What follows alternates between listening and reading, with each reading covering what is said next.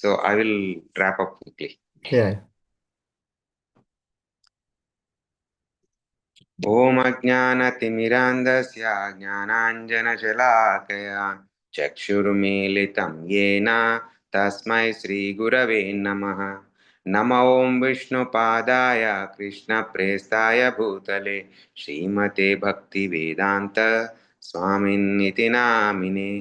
नमस्ते सरस्वते देवे गौरवाणि प्रचारिणे निर्विशेषा शून्यवादी पाश्चात्य देशतारिणे। जय श्री कृष्ण चैतन्य प्रभो नित्यानंद श्री अद्वैता गदाधर शिवासादि गौरभक्तवृंद। हे कृष्णा करुणा सिंधो दीनबंधो जगत्पते गोपेशा गोपिका कांता राधा कांता नमोस्तुते। तप्त कांचन गौरांगी राधे वृंदावनेश्वरी वृषभानुसुते देवी प्रणमामि हरिप्रिये। वाञ्छाकल्पतरुभ्यश्च कृपा सिन्धुभ्य एव च पतितानां पावनेभ्यो वैष्णवेभ्यो नमो नमः। हरे कृष्णा कृष्णा कृष्णा हरे हरे हरे राम राम राम हरे हरे। मूकं करोति वाचालं पङ्गुं लङ्घयते गिरिं यत्कृपातमहं वन्दे श्रीगुरुं दीनतारणं। परमानन्दमाधवं परमानन्दमाधवं परमानन्दमाधवं नारायणं नमस्कृत्य नरं चैव नरोत्तमं देवीं सरस्वतीं व्यासं ततो जयमुदीरयेत्। ॐ नमो भगवते वासुदेवाय ॐ नमो भगवते वासुदेवाय ॐ नमो भगवते वासुदेवाय।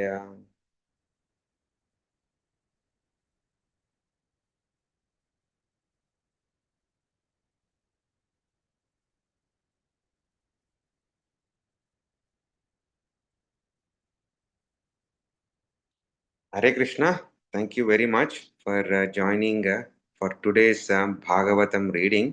So today we are going to read fourth canto, second chapter, from 16 to 18, three verses.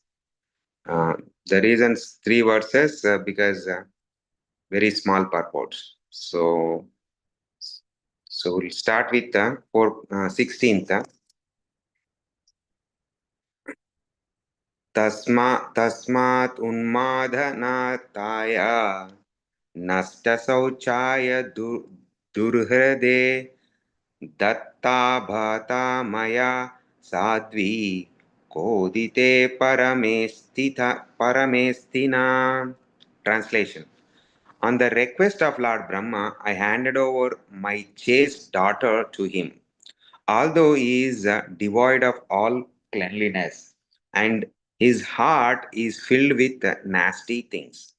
Purport by His Divine Grace, Vishwaguru Srila Prabhupada ki Jai. It is duty of parents to hand over their daughter to suitable persons just befitting their family tradition in cleanliness, gentle behavior, wealth, social position, etc. Daksha was repentant, repentant that on the request of Brahma, who was his father, he had handed over his daughter to a person who, according to his calculations, was nasty. He was so angry that he did not acknowledge that the request was from his father.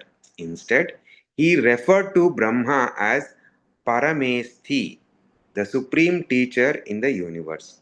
Because of his temperament of gross anger, he was not even prepared to accept Brahma as his father.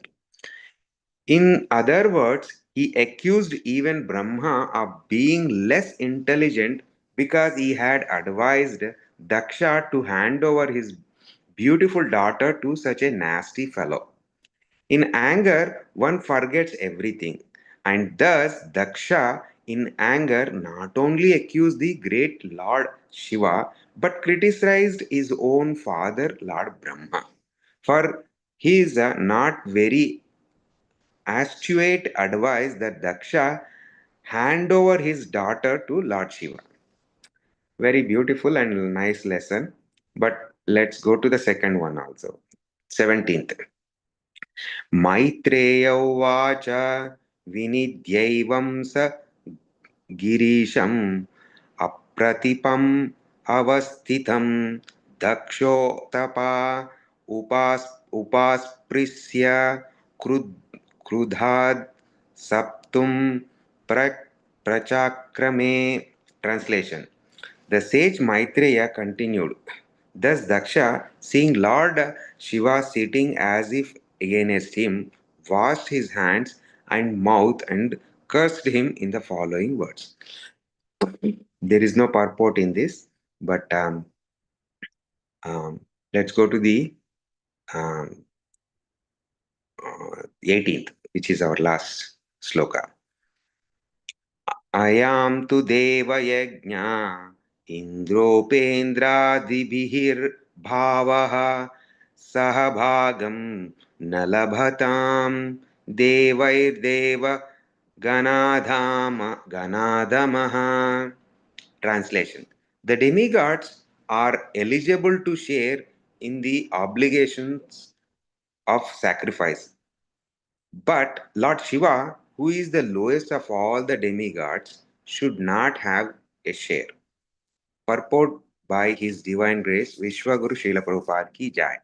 Because of this curse, Shiva was deprived of his share in the oblations of Vedic sacrifices. It was due to the curse of Daksha. Vishwanath Chakravarti comments in this connection that Lord Shiva was saved from the calamity of taking part other demigods who were all materialistic. Lord Shiva is the greatest devotee of the Supreme Personality of Godhead, and it is not fitting for him to eat or sit with materialistic persons like demigods. Thus, the curse of Daksha was indirectly a blessing, for Shiva would not have to eat or sit with other demigods who were too materialistic. There is a practical example set for us by Gaurakishore Dasa Babaji Maharaj, who used to sit on the side of a latrine to chant Hare Krishna. Many materialistic persons used to come and bother him and disturb his daily routine of chanting. So, to avoid their company, he used to sit by the side of a latrine where materialistic persons would not go because of filth and the obnoxious smell. However, Gaur Kishore Dasa Babaji Maharaj was so great that he was accepted as the spiritual master of such a great personality as His Divine Grace Om Vishnupada Sri Srimad Bhakti Siddhanta Saraswati Goswami Maharaj. The conclusion is that Lord Shiva he behaved in his own way to avoid materialistic persons who might disturb him in this prosecution of devotional service.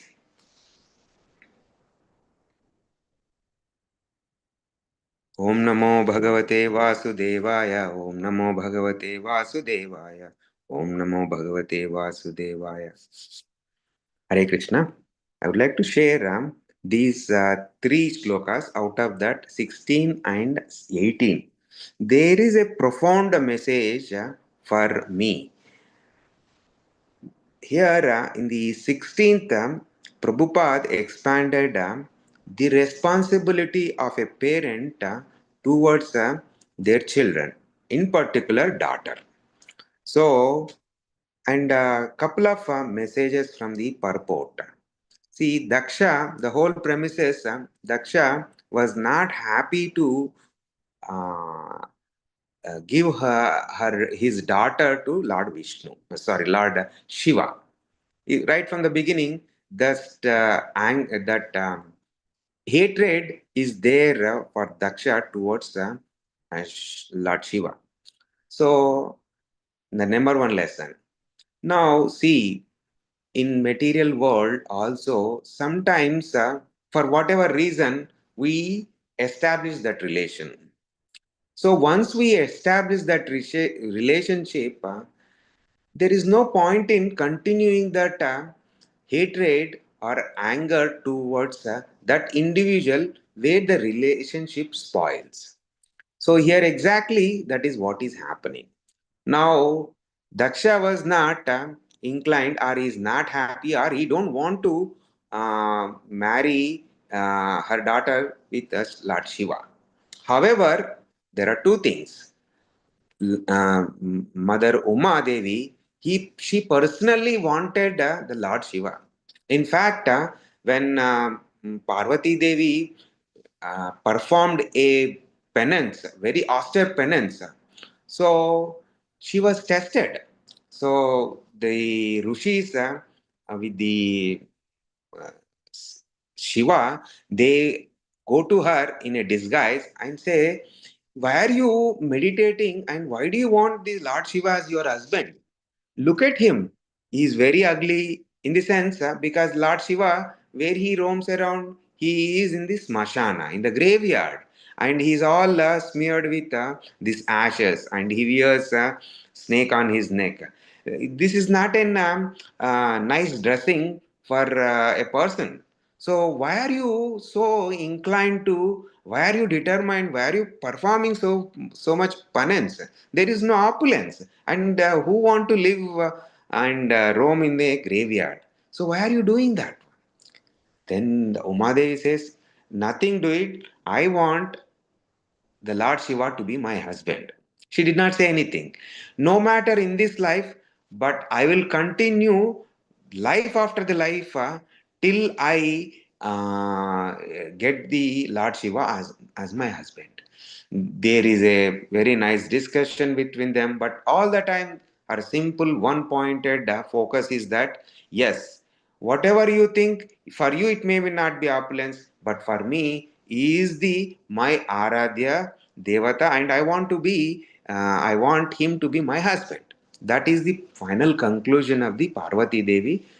So then the persons who in disguise and they show up their real form as a rishis, then they say, this is, we just wanted to test you how much you love Lord Shiva. And after hearing that, this is a very nice choice you did, and Tadhastu, they bless him. And finally, Parvati Devi marries the Lord Shiva. So that is number one. Number two is Daksha is the son of the Brahmaji, and Brahmaji suggests that he should be giving his daughter's hand to the Lord Shiva. So the Lord Shiva did not come and snatched Parvati Devi. It is the Parvati Devi intent and also Brahmaji's wish or Brahmaji's suggestion to give the Parvati Devi's hand to the Lord Shiva. So, having said that, Daksha should not have this anger or hatred towards the Lord Shiva. Why? Because the individuals, even in our civil society, right, when the grown up adults, they can pick their partner. No more those the olden days where I have grown. The parents will decide the husband of their daughter. Of course, there are merits and pros and cons, but in general, the soul has that liberty to choose their partner. So here also this is happened. So once that is decided, and when you already panigraha, that is, you gave the hand of your daughter to Shiva, there ends the matter. He is supposed to put his anger in control and develop that loving relationship with his son-in-law, who is Lord Shiva. But that didn't happen. So the lesson is ego is such a very difficult thing to conquer. So the ego can be only put in check through the devotional service or the remembrance of the Lord. So these are the and the second message is Prabhupada highlights the Daksha not only he is has this hatred towards Shiva, and he is performing this aparadha, Vaishnava. See, Lord Shiva is considered to be the best among the Vaishnavas. So he is committing sin against that principle. And by in the our devotional life, there is one thing it is recommended that to safeguard our bhakti, our practice, whatever that we are doing. Vaishnava aparad is not perform in any aspect. And Vaishnava Aparad will gradually takes one away from the lotus feet of the Lord. So one has to be very cautious of chastising or criticizing in any Vaishnava. So that is very much. In fact, every day when we start our japa, there are 10 rules we recite. And one of the rule is no Vaishnava Aparad. That is there is no cure for Vaishnava Aparad. The Lord will not spare anyone who perform the Vaishnava Aparad. So this is the most important principle that I have to remember. So, and there is a difference. Often in material world, we come across um, difference of opinion. Difference of opinion is okay, but you should not be committing Vaishnava Aparad. If you have any differential of opinion, you can approach the Vaishnava and express him. Prabhu, I am Prabhu or Mataji. This is the what where I have a conflict. Please help me to understand. Clarify your doubt. You don't need to continue that, right? So that is one thing. Another thing Prabhupada mentioned that Daksha, being the son of the Brahmaji, he should have referred him as my father, but he did not. He said Paramesti, where he is referring the Brahmaji as the teacher of the in this universe, supreme teacher in this universe, right? When you have a relationship, you have to express that and nurture that, and then nurture that and enjoy that relationship. So you can't say, suppose if I tell my instead of my father, when I am introducing to somebody, hey, he's a great in his possession. Say for example, my father is a principal. If I introduce he's a principal of so and so, that doesn't reflect nice. Not only nice, you always express introduce your relatives with what relation you have, because in this world there are so many jivas are there, but we have the relationship with our close family members, and then extended family members, friends, right? That relationship is the highest epitome. Like Madhurya Bhava, we talk, right? Madhurya Bhava. This Madhurya Bhava is the topmost bhava that gopis exhibited. What kind of Madhurya Bhava? Loving relationship. So that relationship is all about what matters in this life. See, because one may know so much philosophy, but at the end of the day, that relationship. So even in society, we see that, right? Family members, they are very intimate. Why? Because these are the people in whatever they share the happy times, and they also help in the unhappy times. So it is very, very, very important how the relationships, and that relationship should be properly acknowledged, nurtured, and enjoyed. So these are some of the takeaways for me from this particular purport 16. Now let's go to the 18th. 17th, there is no purport. So let's go to the 18th purport. Very interesting things I came to understand. So the first incident, Prabhupada, Prabhupada highlights about Vishwanath Chakravarti's comments. So those who don't know who is Vishwanath Chakravarti, he is the father of Bhakti Siddhanta Saraswati. And who is Bhakti Siddhanta Saraswati? Bhakti Siddhanta Saraswati is the Guru Maharaj of Srila Prabhupada. And we know Srila Prabhupada is the founder Acharya of ISKCON. Now, Bhakti Siddhanta Saraswati, Vishwanath Chakravarti Thakur, they are exalted pure devotees. Now, just a one-line statement. Who is Vishwanath Chakravarti Thakur? He used to be the magistrate, and he is a family man in the British when British ruling.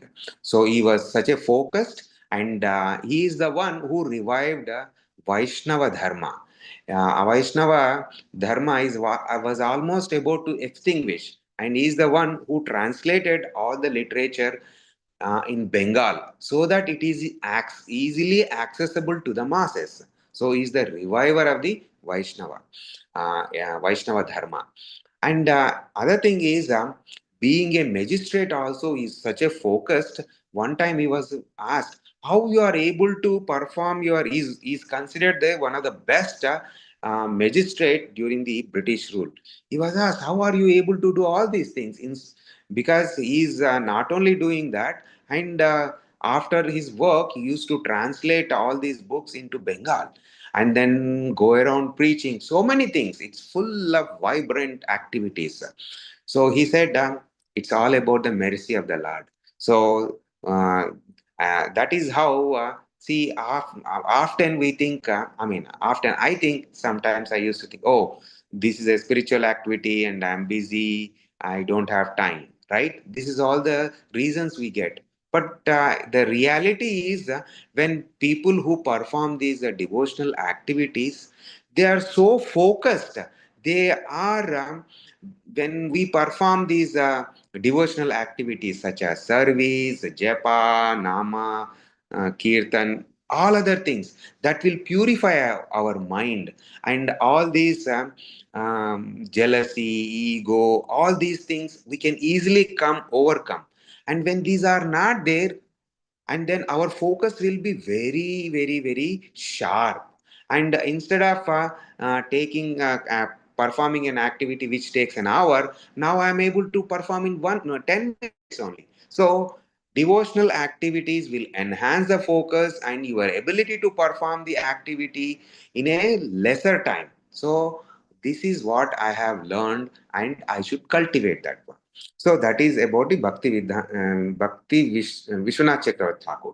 And then, so next I'll come Bhakti Siddhanta Saraswati when Gaurkishore Babaji incident we are discussing. Now, Vishwanath Chakravarti Thakur comments here that the Lord Shiva was indeed blessed by the curse. What is the curse Daksha gave? Daksha said that you cannot be part of the or sharing the oblations of the sacrifice, whatever the sacrifice performed, because to that sacrifice he invited all the demigods. So one more clarification: demigods, there is no such word in Sanskrit or in Indian languages, Bharat languages. There is no such word called demigods. Demigods are nothing but devatas. So all the devatas are the administrators of these worldly activities, these universal activities, such as, okay, the we have Vayudev. Vayudev is he is the administrator of the wind, and then similarly Agnidev, similarly Indra, who is the in charge of rain, etc. So these are all they are all devatas who are administrative personalities positioned by the Supreme Lord. So Devata. Now Bhagavan, that Bhagavan is only Lord Vishnu.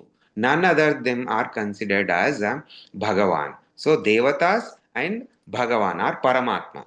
Now what about Lord Shiva? According to the Gaudiya philosophy, the Lord Shiva is neither Jiva nor Paramatma. He is middle. And also according to the Gaudiya philosophy, the Lord Shiva is the topmost Vaishnavanam Tada Shambhu. He is the topmost Vaishnava. Now, so Vishwanath Chakravarti Thakur comments that even though Daksha cursed him, cursed him not to be part of or not eligible to take the the yajnas benefits are that thing. So, but then Vishwanath Chakravarti Thakur looks from a different angle. He says sometimes cursors are also boon. Now, why? Because now he doesn't need to associate with the materialistic people like devatas. Now, why is referring devatas? Devatas are all all in the Swargaloka. Swargaloka is what is all about what? It is all about enjoying these. All when we want to enjoy, that is a place to go. So all the devatas are also in that. Like Indra is the chief of the devatas, right? So they have everything there. All the enjoyment is available, but they are not. They are not indulging in any highest realizing of the supreme lord. Of course, they are the servants of the lord, so we have to be very careful not to um, criticize devatas. Who are they are the empowered souls by the supreme lord. They are also devotees, but they are in a world of opulence. When opulence is there, what happens? You are more attached to the opulence. You forget one will forget the supreme reality. What is that supreme reality? The whole purpose of this material body are coming from the spiritual world, Goloka or Vaikunta, to this material world, is that we wanted to enjoy. Then how will you enjoy? When you are subject to opulence. But however, the very purpose are we are thrown out of from the spiritual world because Bhagavad Gita says, right, what are the two things? Ichha, dvesha. And because of that we are thrown out. We want to be enjoyer. We were jealous of Supreme Lord in Vaikunta or Goloka. Hey, why is he enjoying? Why can't we? So we said, then the Lord said, okay, you go here, you enjoy. So that is whole, the Swargaloka is also part of the material. So here it is very perfectly fits because Devatas are also in this material world and they are enjoying and they are performing their duties. So here one important thing Vaishnava Thakur, Vishwanath Chakravarti Thakur points association. The association is very important. With what kind of people we are associating, that will impact our conscious. That is the reason we have to be very, very careful. See, in this society also we see so many association, right? Even it is said that beggars also have the association, right? And also drunkards also have their association. What they do every Friday or whatever their time, mutually convenient time, they associate. They, by associating, they nurture what in philosophy what they believe. So if I am in a drunkards association, what I would get, I will get about information about, and I will be about the drinking, the benefits, and how it will be joyful, blah blah blah blah, right? So association is important. See, if I want to nurture my bhakti, I need to be in the association of bhaktas. So this is very, very important. Association. See, Maya is very, very difficult to conquer. It's very, because the Lord Himself says in the Bhagavad Gita, see, it is Maya is so powerful, but you can overcome by rendering service unto me. Lord Krishna is in the Bhagavad Gita very clearly saying. And why it is powerful? Maya is not something it came outside. Anything in this material world is everything from the Supreme Lord, whether good or bad. So Maya is also that is. So when we say Maya means what? Illusion. And what another way to interpret it also, Maya means temporary. So illusion. So there is a beautiful bhajan. This was written by the author is very great acharya. So it is a Kevalastakam, and there is one verse which is very, the whole Kevalastakam verses are so informative and instructive. So one of the thing, the one fits very beautifully in this context Maya. It says this is the second verse I believe. It says, आब्रह्मस्तम्भपर्यन्तं सर्वं मायामयं जगत् आब्रह्मस्तम्भपर्यन्तं सर्वं मायामयं जगत् सत्यं सत्यं पुनः सत्यं हरे नामैव केवलं हरे नामैव केवलम्. So these verses are composed glorifying the Hari's name. So the last line, Hare Namaiva Kevalam. So in this material world, what is the only shelter Sharanagati for us? Hare Nama. And here says Abrahma Stamba. From the Brahmaji to even the a blade of grass on this earth is Sarvam. Everything is Maya, illusion. Why it is illusion? Because often when Maya means we think somebody is there and who is pulling this side that side. Maya means this whole thing is illusion. Why? See, when I sleep, if I get a dream, bad dream, good dream, the moment I wake up, oh boy, I think that, oh, this is nothing.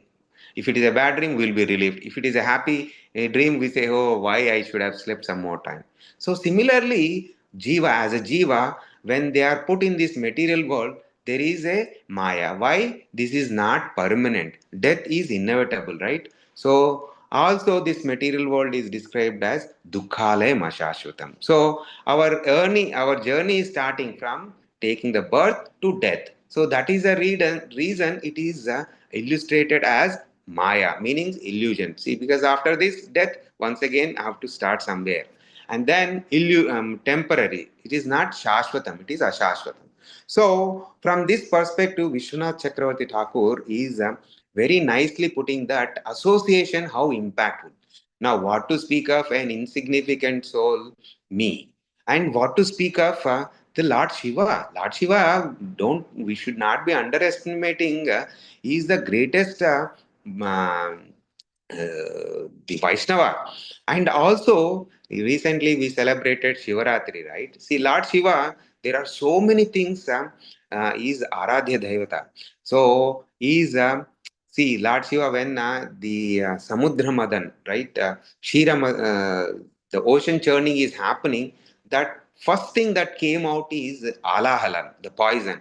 So, with that poison, the whole creation would have been destroyed. But the Lord Shiva is the one who gulped it and put it in his neck. Otherwise, the whole thing would have been destroyed. So now that is one compassion. It is not easy that the poison that is came from this churning is very very poisonous, and he was able to put it is in his throat. So, as a compassionate Vaishnava, he did that one. So that is something that I have to nurture that quality of compassion in our life. We may not be able to go beyond but we have to stretch. I have to stretch whatever the opulence that I have by the mercy of the Lord.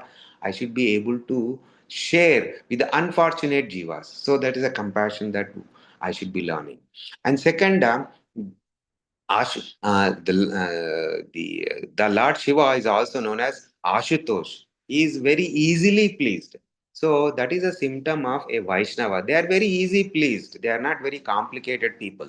So that is the greatness. There is inundatedly we can spend time glorifying the Lord Shiva. So Lord Shiva, and therefore Vishwanath Chakravarti Thakur's comment in that spirit, I take that material association. Now there is a practical thing. Now coming to the practicalities.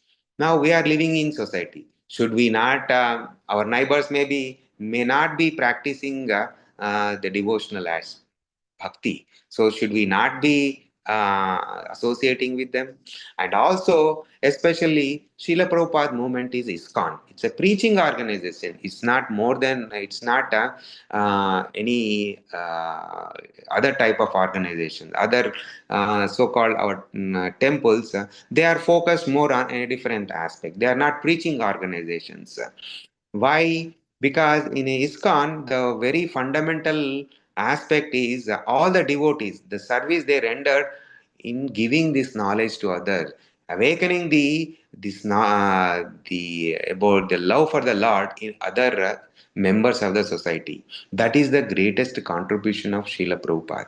Now, as a preacher, you go to different people because you don't distinguish, because your goal is to please the Supreme Lord, giving that bliss, whatever you are enjoying, to the other jivas, so that they are attracted to the lotus feet of the Supreme Lord.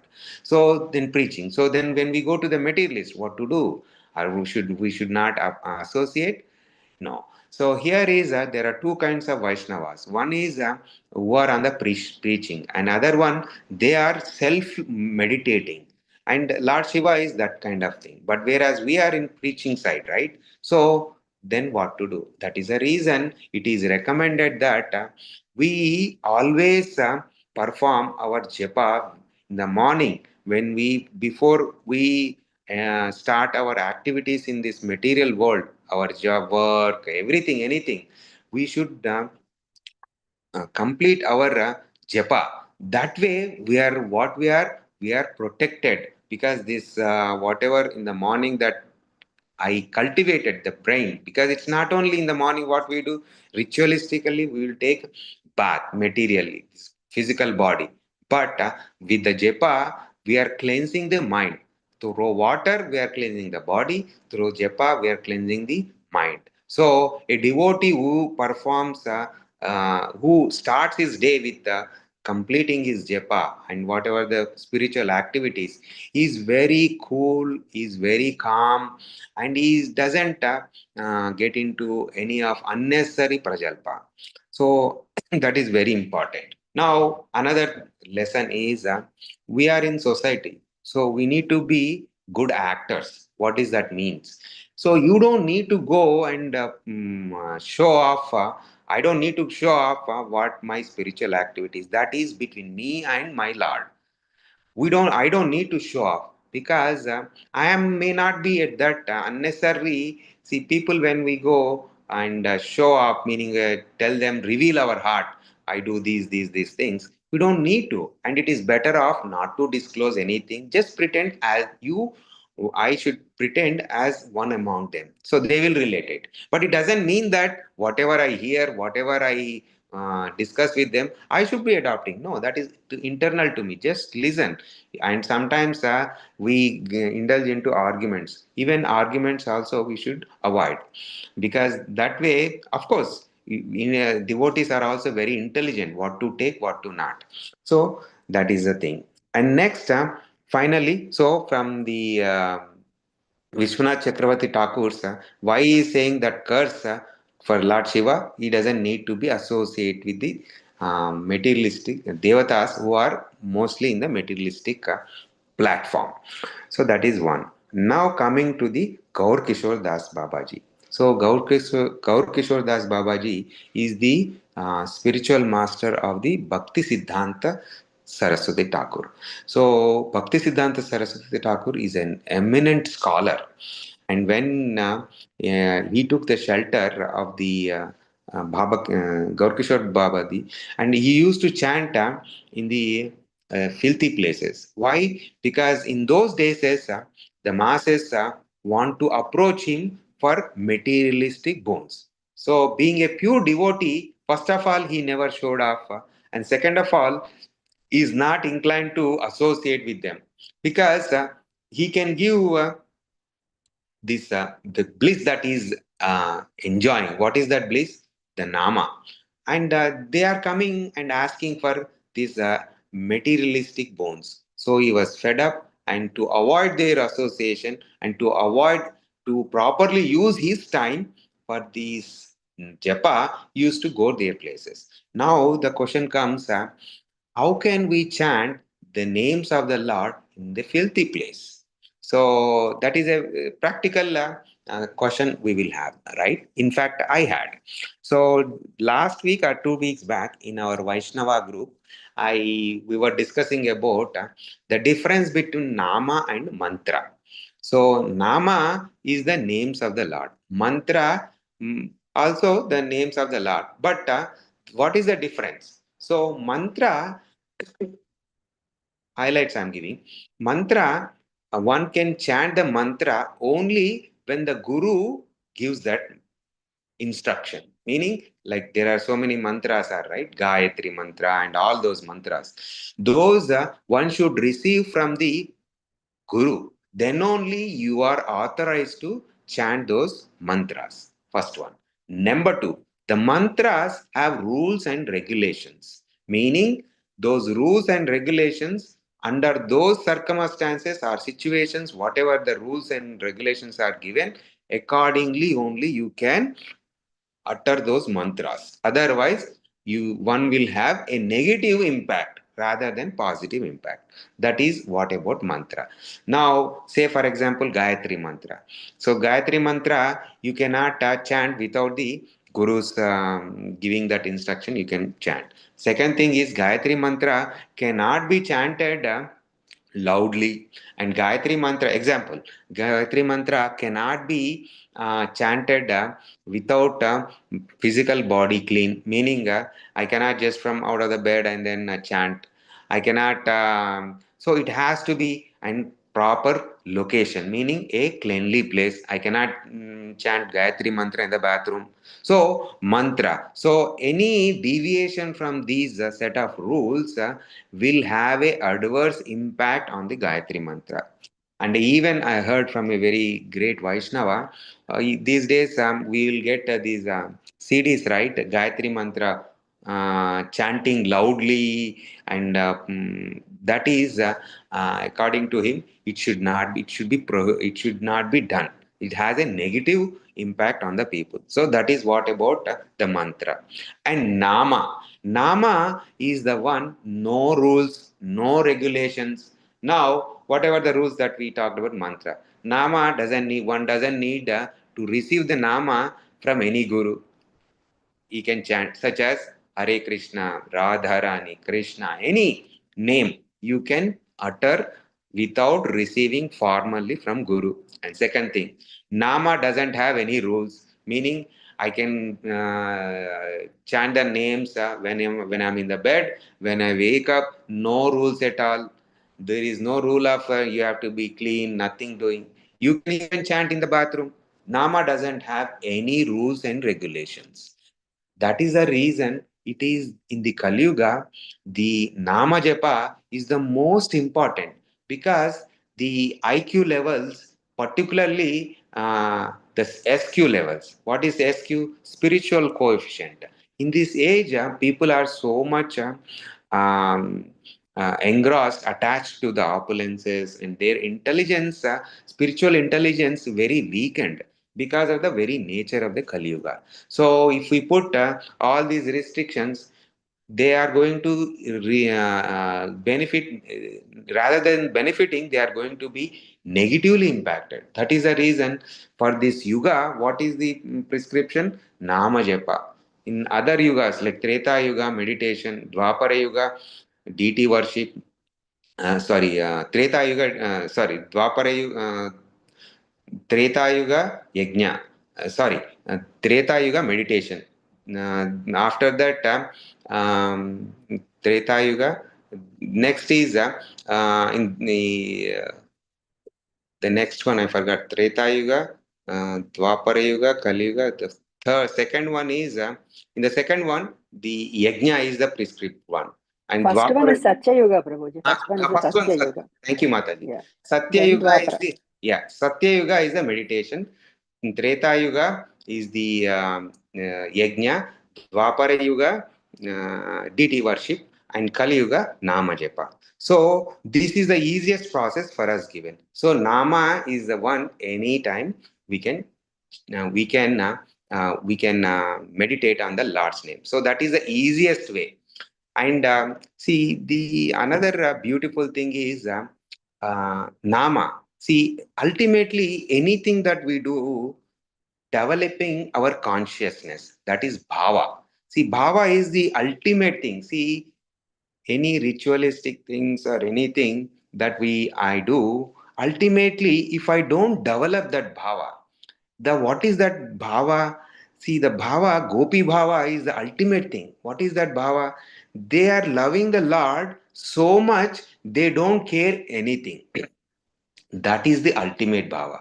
But what happens in the society, most of the times we perform, people perform these ritualistic activities for the benefits. Say, I want something, my health to be good, I want a my financial situation should be good. All these things, for that purpose they perform. Even the so-called temples promote these ritualistic activities rather than awakening their love for the Lord. That is a fundamental problem. Now, I'm not saying here one should not ask for the Lord to overcome the problems of the society or problems that are in our life. Now, one thing it is very important. Finally, I say this, and our body. See, when the jiva is taking the birth, at that time the jiva's body or this whole thing is decided at that time. What does that mean? Based on the karma, punya, papa. Based on that, the jiva's body is given, that initiated at that time. So no matter whatever activities we do, nothing is going to change. Say for example, the jiva based on that karma, he has a papa karma. So that the karma he performed has a papa accumulation. He has to go through that. There is no other thing. See, the karma is something, whatever activities that I perform, the results, whether good or bad, that I have to go through. There is no exclusion.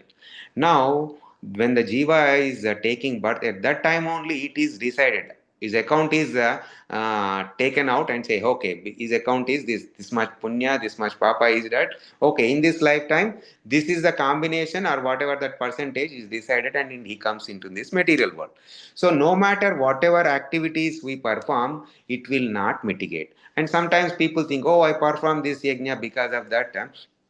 Some good things are starting happening. No, it is it's so coincidence that after that that papa karma is exhausted and now he is able to enjoy the punya. So that is the reason. But these things are not going to change. That is one thing. When I understood it, it was very helpful, because now what is helps to me, the nama japa. By performing the nama japa, whatever karma, we have three types of karmas, right? Sanchita karma, prarabdha karma, and then kriyamana karma. So right now I am going through this prarabdha karma. So by chanting the names of the Lord can change situation anytime. If that is not true, the Lord wouldn't say that. What is that shloka praman paras in the Bhagavad Gita? Sarvadharman parityajya mamekam sharanam. Right? He says sarvadharman parityajya. Everything you just relinquish, you just renounce everything. Just surrender unto me. I will take care. So when the Lord is capable of burning our prarabdha, sanchita karma, and he is capable of burning the kriyamana karma. He is even helping us to prarabdha karma, the karma that I am undergoing. So often when we measure the Lord's mercy through this materialistic opulence, that is what is very fundamentally a wrong understanding. So when I first time hear in the Bhagavatam, Hari means one who snatches away. I got scared. Oh my God, what is this? When I'm praying the Lord, so that means my whatever the comforts, whatever the opulence that I have, that Lord is going to take away. So should I should I stop continuing this? Because Hari means that is what literally meaning.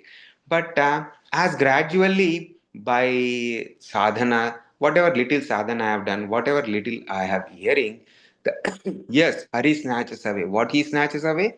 He may snatch away all the material opulence, but he is going to give the spiritual opulence that is eternally last for lives after the life. So this may be a short thing that I have to go through, but also at the same time, the Lord give that, but that strength to sustain that one. right? So the Lord is completely, He takes care, and that is the highest platform. Now, what a insignificant me and what is my sadhana, the Lord is not going to test. That is applicable for the pure devotees. So I should not be bewildered by those statements from the Bhagavatam, because Bhagavatam speaks the truth. It doesn't give any flowery language. It speaks. So that is assurance that complete faith in the Lord will help me to mature my bhakti practice. So this is the very nice instructions. So in Samam, in the first 16th sloka, the responsibility of the parents. So I would highlight in one word relationship, how relationships are very important. And in the 18th verse, uh, the two things. One is association. So that is the whole the Vishwanath Chakravarti Thakur's comments how Lord Shiva was paid. That whole thing in one word I sum it as association. And the third one, Gaur Kishore Das Baba. So Nama. So that Nama Japa is the whole key for me to nurture. That is Bhava. Through Nama Japa, I should cultivate, achieve that Bhava. What is that Bhava? Love for the Supreme Lord. So in a nutshell, number one, association, number one, relationship, number two, association, number three, cultivate the japa, through which I cultivate the love for the Lord. So these are some of my observations in this. Okay, I will end here. Thank you very much. If you have any discussion points or anything, please feel free to. I will learn something that for my own purification.